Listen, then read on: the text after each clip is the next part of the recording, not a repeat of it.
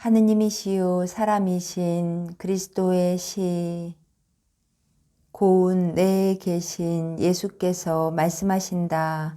육체로나 동의로나 음란한 일을 하지 말아라. 예수께서 제게 이렇게 말씀하십니다. 내 영혼아, 두 가지 피로를 참을성 있게 견디어라. 지금은 고통의 때이다. 너는 내가 마지막 시기에 얼마나 지쳐 있었는지 알지? 내가 그것을 보았지. 길을 걸을 때 나는 요한과 베드로와 시몬에게 몸을 기대고 유다에게까지도 몸을 기댔다. 그렇다. 그리고 옷자락만 스쳐도 기적이 나오는 나였지만 이 마음은 바꿀 수가 없었다. 작은 요한, 마리아 발도르다야, 고집스러우리만큼 무감각한 저 사람들에게 이미 내 마지막 시기에 들려준 말을 다시 하기 위하여 내게 몸을 의지하게 해다오. 그 사람들에게는 내 처형에 대한 예고가 스며들지 않고 겉에서 흘러내리고 말았다. 또 내 선생이 고운 내에 보잘것없는 들판에서 전도하던 때의 이야기도 하게 해다오. 내게 두 번 축복해 주마. 내 피로와 내 동정 때문에 나는 내 노력을 세고 내 눈물을 모은다. 형제들에 대한 사랑을 위한 노력에는 사람들에게 하느님을 알리느라고 자기 자신을 소모하는 사람들이 받는 상급이 주어질 것이다. 내 마지막 주간의 고통에 대하여 내가 흘리는 눈물에 대하여는 예수의 입맞춤이 상급으로 주어질 것이다. 써라. 그리고 축복을 받아라. 예수께서는 방들 중에 하나, 즉 끝에 있는 방에 연단 모양으로 탁자들을 쌓아놓은 무더기 위에 서 계시다. 예수께서는 방에 있는 사람들과 헛강과 비가 와서 물이 흥건히 괜 마당에까지 있는 사람들에게도 들리라고 매우 큰 소리로 말씀하신다. 물이 그 위로 미끄러져 내리는 가공하지 않은 우중충한 모직 겉옷을 입고 있는 사람들은 수도자들 같다. 방 안에는 제일 약한 사람들이 있고 헛간에는 여자들이 있고 마당에는 튼튼한 사람들, 특히 남자들이 비를 맞으며 있다. 베드로는 맨발에 짧은 옷만 입고 머리에 얹은 천으로 비를 막는다. 물속으로 철벅거리고 다녀야 하고 뜻하지 않은 소나기를 맞아야 해도 그는 명랑성을 잃지 않는다. 그와 함께 요한과 안드레아와 야고보도 있다. 그들은 병자들을 조심스럽게 다른 방으로 옮기고 소경들을 인도하고 불구자들을 부축한다. 예수께서는 모든 사람이 각기 자리 잡기를 참을성 있게 기다리시고 다만 내 제자가 물동이에서 꺼낸 해면처럼 비에 흠뻑 젖어 있는 것을 애처롭게 생각하신다. 이건 아무것도 아닙니다. 아무것도요. 저희는 송진을 바른 나무와 같으니까요. 걱정하지 마세요.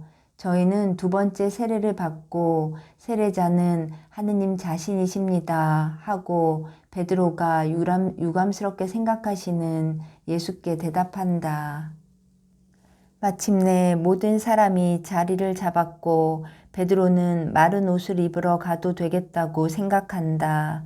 그래서 다른 세 사람과 같이 마른 옷으로 갈아입는다. 그러나 다시 선생님께로 돌아왔을 때 그는 베일을 쓴 여자가 헛강 구석 쪽으로 향하여 오는 것을 본다. 베드로는 더 세차게 내리는 소나기를 맞으면서 또 굵은 빗방울에 맞아서 무릎까지 튀어오르는 물 웅덩이를 비스듬히 건너질러 가야 하리라는 것은 상관하지도 않고 그 여자에게로 갈 생각밖에는 하지 않는다. 그는 그 여자에게로 가서 겉옷은 움직이지 않은 채 팔꿈치를 잡고 더 위쪽 비를 피할 수 있는 벽 근처로 데리고 간다. 그리고는 보초 모양으로 그 옆에 뻣뻣하게 움직이지 않고 서 있다. 예수께서 그것을 보셨다. 예수께서는 당신의 환한 미소를 감추시느라고 머리를 숙이고 미소 지으셨다. 이제는 예수께서 말씀하신다. 내 가르침을 들으려고 규칙적으로 온 여러분은 내가 십계명에 차례대로 말하지 않고 어떤 것들은 건너뛴다고 말하지 마시오. 여러분은 듣습니다. 나는 그것을 압니다. 여러분은 귀를 기울여 열심히 듣고 있습니다. 나는 여러분에게 있는 고통과 상처를 보는데 거기에 여러분의 정신을 집중시키려는 것입니다. 나는 의사입니다. 의사는 우선 병이 제일 중한 사람들, 죽음에 가장 가까이 가 있는 사람들에게 가고 그 다음에는 병이 덜 중한 사람들에게 관심을 가집니다. 나도 이렇게 합니다. 오늘 나는 이렇게 말합니다. 음란한 죄를 짓지 마시오 하고 어떤 사람의 얼굴에서 음란한 사람을 알아보려고 휘휘 둘러보지 마시오. 서로서로 자비로운 마음을 가지시오. 여러분의 얼굴을 보고 누가 여러분의 행실을 추측하는 것을 좋아하겠습니까? 그렇지 않지요? 그러면 이웃 사람의 어리둥절한 눈에서 붉어져서 아래로 숙여진 그의 이마에서 무엇을 추측하려고 하지 마시오. 그리고 또, 특히 남자 여러분 말해보시오. 여러분 중에서 관능적인 만족이라는 저 재와 오물로 만든 빵을 도무지 맛보지 않은 사람이 누구입니까? 여러분을 1시간 동안 창녀의 품으로 끌고 가는 음란밖에 음란이 없습니까? 아내와 더불어 결혼을 오용하는 것은 음란이 아닙니까? 결혼의 오용이라고 말한 것은 그 결과는 피하면서 서로 관능의 만족만을 찾는 악습을 합법화하는 것이기 때문입니다. 결혼이란 생식을 뜻하는 것이고 행위는 수정을 뜻하는 것이고 또 수정이어야 합니다. 그렇지 않으면 그것은 부도덕한 행위입니다. 부부의 잠자리를 가지고 창가를 만들어서는 안 됩니다. 그런데 부부의 잠자리가 정욕에 의해서 더럽혀지고 또 임신에 의해서 신성하게 되지 않으면 창가가 되는 것입니다. 땅은 씨를 물리치지 않습니다. 땅은 씨를 받아서 풀을 만들어냅니다. 씨는 땅에 뿌려진 다음에 흙을 떠나지 않고 즉시 뿌리를 내려 흙에 달라붙어 자라고 이삭을 만들어냅니다. 초목은 땅과 씨의 결합에서 생겨납니다. 남자는 씨이고 여자는 땅이고 이삭은 아이입니다. 이삭을 만들기를 거부하고 그의 기운을 옳지 못하게 잃는 것은 잘못입니다. 그것은 부부의 잠자리에서 이루어지는 매음이지만 다른 매음과 조금도 다르지 않고 둘이 한 몸이 되어 자식을 통하여 번식하여라고 한 계명에 불복종함으로써 더 중하게 되기까지 합니다. 그러므로 고의로 임신을 하지 않아서 하느님이 보시기에는 그렇지 않고 세상 사람들의 눈으로 볼 때에만 법률상의 정숙한 아내인 여자 여러분은 그럼에도 불구하고 매운부같이 될 수 있고 또 여러분의 남편하고만 있으면서도 음란한 죄를 지을 수 있다는 것을 알 것입니다. 그것은 여러분이 임신은 원하지 않고 쾌락만 원하며 그것도 너무 자주 그렇게 하기 때문입니다. 여러분은 쾌락이란 것이 독이 있는 어떤 입에 오건 간에 사람들이 들이마시는 독약이라는 것을 곰곰이 생각하지 않습니다. 쾌락은 불처럼 타오르는데 배불리 먹는다고 생각하면서 아궁이 밖으로 나와서 점점 더 개걸스럽게 집어삼킵니다. 쾌락은 혀에 제맛과 같은 쓰라린 맛을 남깁니다. 쾌락은 불쾌감과 메스꺼움과 자기 자신과 쾌락을 같이 나눈 상대에 대한 멸시감을 줍니다. 그것은 양심이 깨어나면, 흥분이 가라앉으면 양심은 깨어나는 법입니다. 짐승 이하로 품위를 떨어뜨린 자기 자신에 대한 경멸밖에 생길 수가 없기 때문입니다. 음란한 죄를 짓지 말라고 말했습니다. 간음죄는 대부분 남자에게서 옵니다. 또 나는 하나의 악몽과 같고 레위기가 다음과 같은 말로 단죄한 저 상상도 할 수 없는 결합에 대하여도 길게 말하지 않겠습니다. 남자야, 남자가 여자에게나 한 것처럼 그와 결합하지 말아라. 또 동물과 결합하여 그것과 더불어 너를 더럽히지 말아라. 이것은 여자에 대하여도 마찬가지이다. 그것은 이 결합들이 죄가 되기 때문이다. 그러나 아기로 임신이 안 되게 하면 거룩하지 않게 되어버리는 결혼에 대한 부부들의 의무를 지적하였으니 이제는 남녀 간의 쌍방의 아기와 돈이나 선물로 보수를 주고받고 행해지는 본 의미의 간음에 대해 말하겠습니다. 사람의 육체는 그 안에 제단이 들어있는 훌륭한 성전입니다. 제단 위에는 하느님이 계셔야 할 것입니다. 그러나 하느님께서는 타락이 있는 곳에는 안 계십니다. 그러므로 음란한 사람의 육체는 거룩함을 잃고 하느님이 안 계신 제단을 가지고 있습니다. 진흙탕과 자기가 토한 것에 뒹구는 취한 사람과 같이 사람은 짐승과 같은 음란으로 자기 자신의 품위를 떨어뜨리고 벌레와 가장 더러운 짐승보다도 더 못하게 됩니다.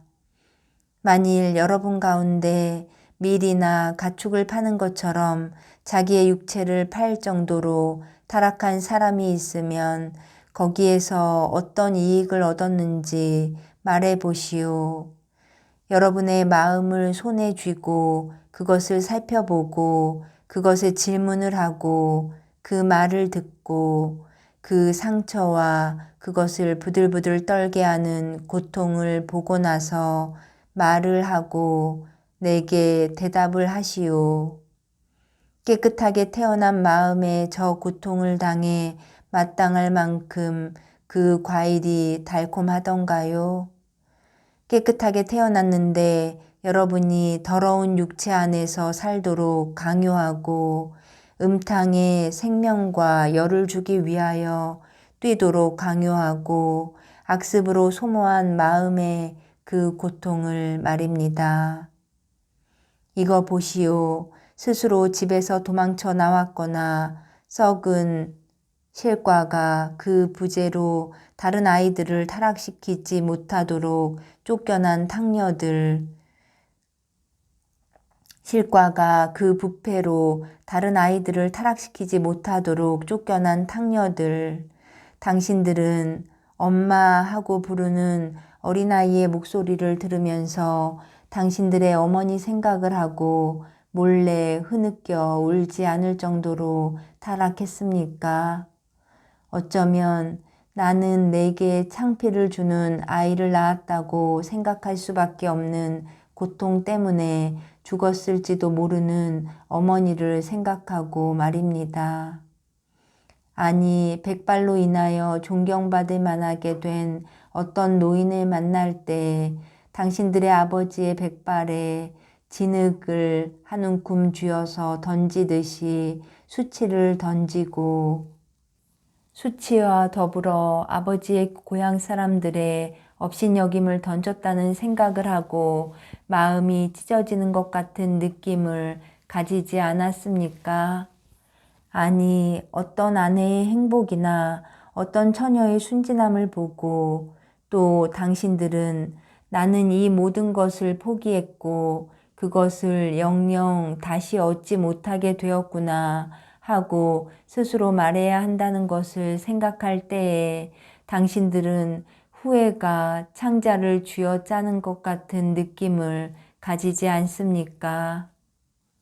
아니, 당신들은 몹시 음탕하거나 몹시 업신여기는 어떤 남자의 눈길을 만날 때 당신들의 얼굴을 흉하게 만드는 부끄러움을 느끼지 않습니까?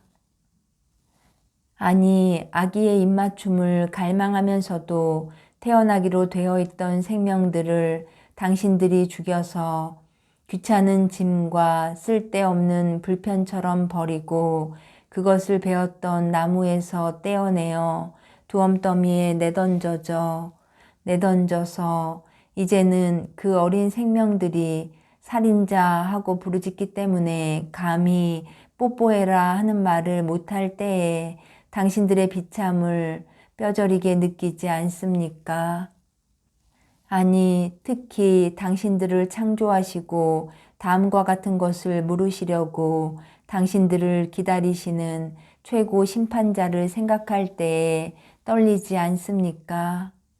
너 자신을 가지고 무엇을 하였느냐? 내가 내게 생명을 준 것이 그 때문이었느냐? 기생충과 타락의 소굴인 내가 어떻게 감히 내 앞에 나타나느냐? 너는 내게 있어서 신이었던 모든 것, 즉 향락을 가졌었다. 영원한 저주의 곳으로 가라 하고 말입니다. 누가 웁니까? 아무도 울지 않습니까? 아무도 울지 않는다고요? 그렇지만 내 영혼은 눈물을 흘리고 있는 다른 어떤 영혼을 만나러 갑니다. 내 영혼이 왜 그리로 갑니까? 창녀를 맹렬히 비난하려고 갑니까? 아닙니다. 그의 영혼이 불쌍하기 때문에 가는 것입니다. 내게 있는 모든 것은 더러운 땀을 흘리는 더럽혀진 그의 육체에 대하여 혐오감을 느낍니다. 그러나 그의 영혼은 오 아버지, 아버지, 저는 이 영혼을 위하여 사람이 되었고 그의 구속자가 되고 또 그의 자매들인 많은 영혼들의 구속자가 되려고 하늘을 떠났습니다. 왜 길 잃은 이 양을 거두어서 양의 우리로 도로 데려오고 깨끗하게 해서 양떼와 합치게 하고 목초를 주고 오직 제 사랑만이 그럴 수 있는 것 같은 완전한 사랑을 주어야 하지 않겠습니까? 사실은 증오에 지나지 않는데 그 영혼이 지금까지 사랑이라고 불렀던 것과는 전혀 다른 사랑, 하도 관대하고 완전하고 다정스러워서 지난 날을 한탄하지 않거나 또는 다음과 같은 말만 하면서 한탄하게 되는 그런 사랑을 말입니다. 영원히 아름다우신 하느님, 저는 당신에게서 멀리 떨어져 너무나 많은 세월을 보냈습니다. 잃어버린 시간을 누가 제게 되돌려 주겠습니까? 제가 항상 깨끗했더라면 맛보았을 그것을 얼마 남지 않은 제 여생에 어떻게 맛볼 수 있겠습니까? 하고 그러나 세상의 온갖 음란에 짓밟힌 영혼아 울지 말고 내 말을 들어라. 너는 혐오감을 주는 넝마 조각이다. 그러나 한 송이 꽃이 될 수 있다. 너는 두엄더미이다. 그러나 꽃이 만발한 화단이 될 수 있다. 너는 더러운 짐승이다. 그러나 천사가 될 수 있다. 언젠가 너는 천사였다. 너는 꽃이 만발한 풀밭에서 장미꽃 가운데에서 장미꽃과 같이 신선한 장미꽃으로서 내 동정의 향기를 풍기며 춤추었다. 너는 차분하게 어린아이 노래를 부르다가 어머니, 아버지에게로 뛰어가며 나는 엄마 아빠가 좋아 하고 말했었다. 그리고 어떤 사람이든지 곁에 따라다니는 보이지 않는 수호천사는 내 영혼의 하늘빛을 띤 하얀 빛을 보고 미소 지었다. 그런데 그 다음에는 왜 내 죄 없는 작은 영혼의 날개를 뜯어냈느냐? 왜 아버지와 어머니의 마음을 짓밟고 믿을 수 없는 다른 마음들에게로 달려갔느냐? 왜 내 깨끗한 목소리를 낮추어 거짓 사랑에 거짓된 말들을 하게 했느냐? 왜 너 자신을 모독함으로써 장미꽃대를 꺾어버렸느냐? 하느님의 딸아, 뉘우쳐라. 뉘우침은 다시 태어나는 것이고 깨끗해지는 것이고 높은 곳으로 비약하는 것이다. 사람은 너를 용서할 수 없느냐? 내 아버지까지도 너를 용서할 수 없겠느냐? 그러나 하느님께서는 용서하실 수 있다. 그것은 하느님의 인자가 인간의 착함에 비할 수가 없고 하느님의 자비는 사람의 비참보다 무한히 더 크기 때문이다. 정숙한 생활로 내 영혼을 존경받을 수 있게 만들어서 너 자신을 존중하여라. 다시는 내 영혼에 대하여 죄를 짓지 않음으로써 하느님 앞에 의로운 사람이 되어라. 하느님 곁에서 새 이름을 만들어 가져라. 이것이 가치 있는 일이다. 너는 악습이다. 그러니 정숙한 사람이 되고 희생이 되고 내 뉘우침의 순교자가 되어라. 너는 내 육체를 즐겁게 하느라고 내 마음을 몹시 괴롭힐 줄을 알았다. 이제는 내 마음에 영원한 평화를 주기 위하여 내 육체를 몹시 괴롭힐 줄을 알아라. 자, 다들 가시오. 각기 여러분의 짐과 여러분의 생각을 가지고 가시오. 하느님께서는 여러분 모두를 기다리고 계십니다. 그리고 뉘우치는 사람은 아무도 물리치지 않으십니다. 주께서 여러분에게 여러분의 영혼을 알 수 있는 빛을 주시기를 바랍니다. 가보시오. 많은 사람이 마을 쪽으로 가고 다른 사람들은 방으로 들어간다. 예수께서는 병자들에게로 가셔서 고쳐주신다. 한때의 사람이 한 구석에서 토론을 하고 있다. 그들은 서로 다른 의견으로 갈라져서 쉴 새 없이 요란한 손짓을 하고 흥분한다. 어떤 사람들은 예수를 비난하고 어떤 사람들은 예수를 옹호하고 또 어떤 사람들은 모두에게 좀 더 분별 있게 판단하라고 충고한다. 마침내 다른 두 패에 비하여 수요가 적어서 그런지 모르지만 가장 악착스러운 사람들은 중간길을 택한다. 그들은 이제는 쓸데없게 된 기적받은 세 사람의 들 것을 시몬과 같이 옮기고 있는 베드로에게로 가서 이제는 순례자들의 여관이 된 방 한가운데에서 거드름을 피우며 습격한다. 그들은 여보시오 갈릴레아 양반 하고 말한다. 베드로는 몸을 돌리고 이상한 짐승들을 보듯이 그들을 바라본다. 그는 말은 하지 않지만 얼굴은 보통이 아니다. 시몬은 흥분해서 떠드는 그 다섯 사람을 한번 흘낏 바라보고는 모두 그 자리에 버려둔 채 나간다. 다섯 사람 중에 하나가 말을 다시 꺼낸다. 나는 율법학자 사무엘이요. 이 사람은 다른 율법학자 사독이고 저 사람은 유명하고 권세 있는 유다 사람 엘르아잘이고 또 한 사람은 장로 갈라셰보나이고 끝으로 저 사람은 나훔이요. 알겠소? 나훔이요. 그 어조는 아주 과장조이다. 베드로는 이름을 말할 때마다 가볍게 머리를 숙인다. 그러나 마지막 사람에 이르러서는 머리를 반쯤밖에 숙이지 않고 아주 무관심하게 이렇게 말한다. 난 도무지 모르겠소. 도무지 본 일이 없어서. 그리고 또 무슨 소린지 도무지 모르겠소. 시골뜨기 어부, 이분은 안나의 신임을 받는 사람이라는 걸 아시오? 나는 안나라는 사람을 모르오. 아니, 안나라는 이름을 가진 여자는 많이 알고 있소. 바로 가파르나움에도 진짜 버섯 재배하는 안나가 있소. 하지만 이 사람이 어떤 안나의 신임을 받는 사람인지 모르겠소. 이 사람? 당신 나보고 이 사람이라고 하는 거요? 아니, 그럼 뭐라고 말하라는 거요? 낙이나 새라고 하라는 거요? 난 학교 다닐 때 선생님이 어떤 사람에 대해서 말할 때 이 사람이라고 한다고 가르쳐 주셨소. 그런데 내가 착각을 일으키지 않는다면 당신은 사람이지요? 그 사람은 이 말이 그를 산채로 껍질을 벗기기라도 하는 것처럼 흥분한다. 다른 사람, 즉 처음에 말한 사람이 설명한다. 아니, 안나는 가이파의 장인이란 말이요. 아, 알았소. 그래서요? 그러니까 우리는 붕괴하고 있단 말이요. 뭐 때문에요? 날씨 때문에요?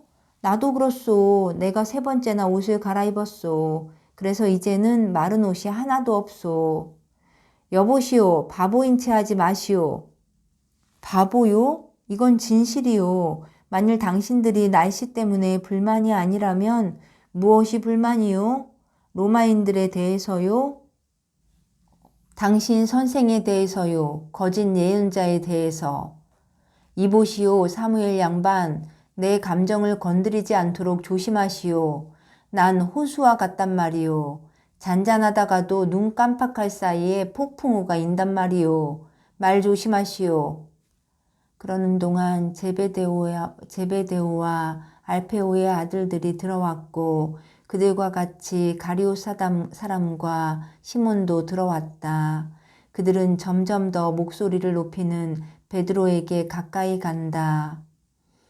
당신의 그 서민의 손으로 시온의 양반들을 건드리지 마시오. 아이고 참 훌륭한 양반들이로군요. 그러는 당신들은 선생님을 건드리지 마시오. 그렇지 않으면 즉시 우물로 날아가서 정말 안과 밖을 깨끗하게 씻게 될 테니까요. 나는 성전의 학자들에게 이 집은 개인 소유라는 것을 지적하겠소.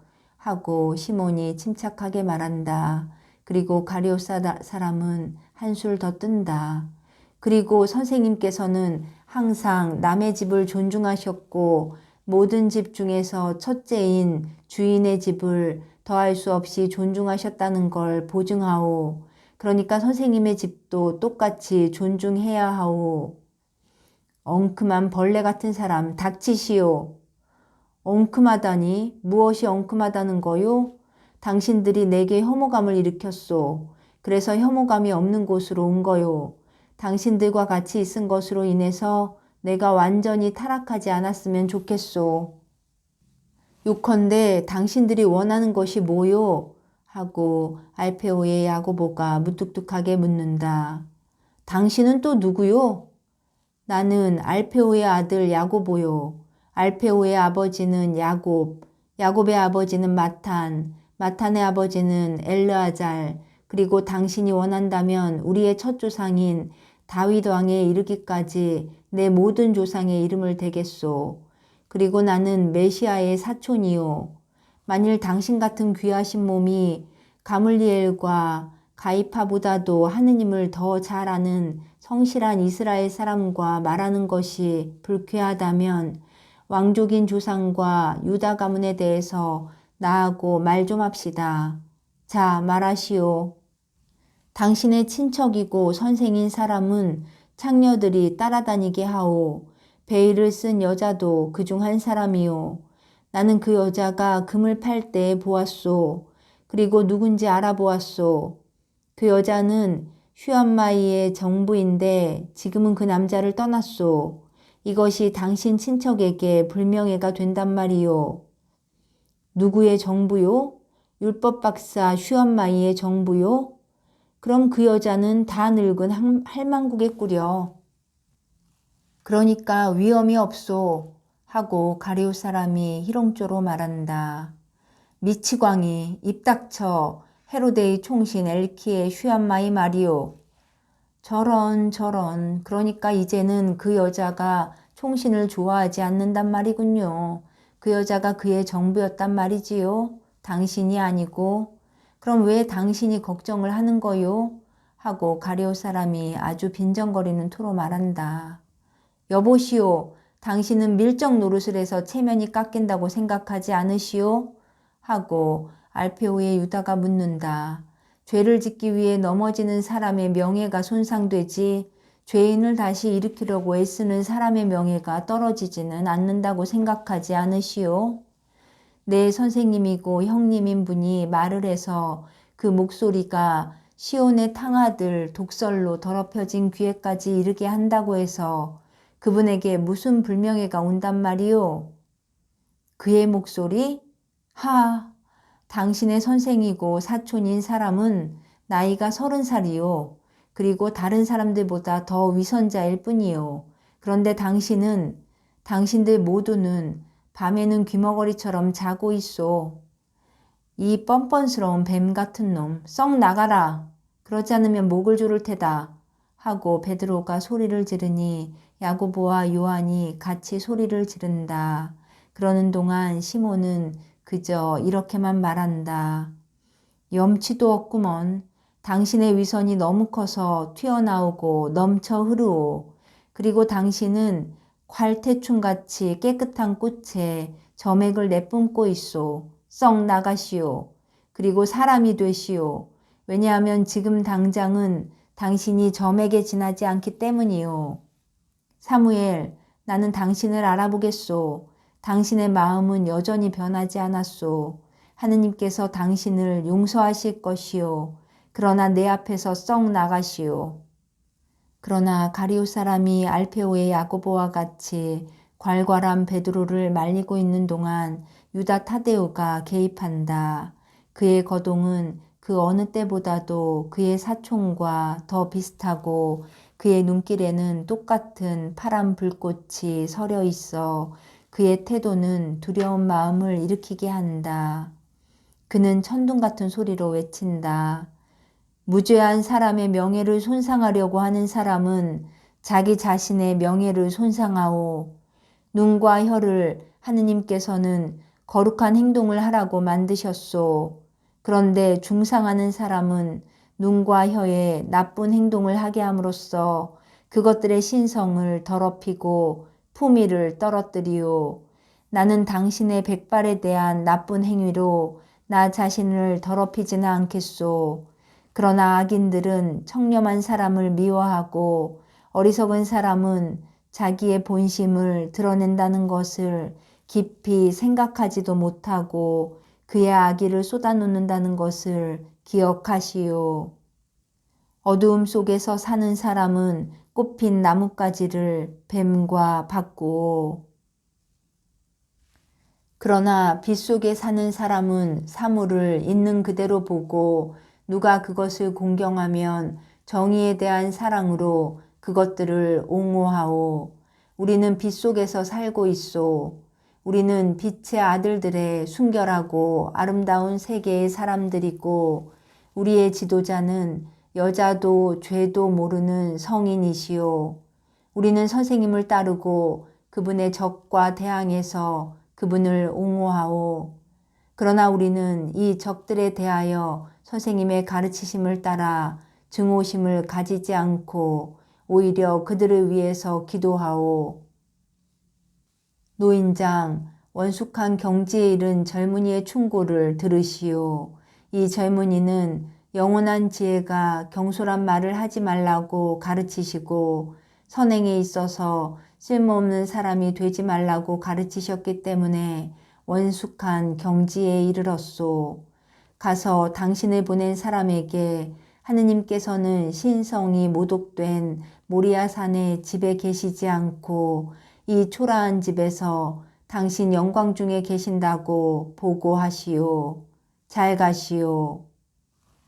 그 5 사람은 감히 대꾸를 하지 못하고 떠나간다.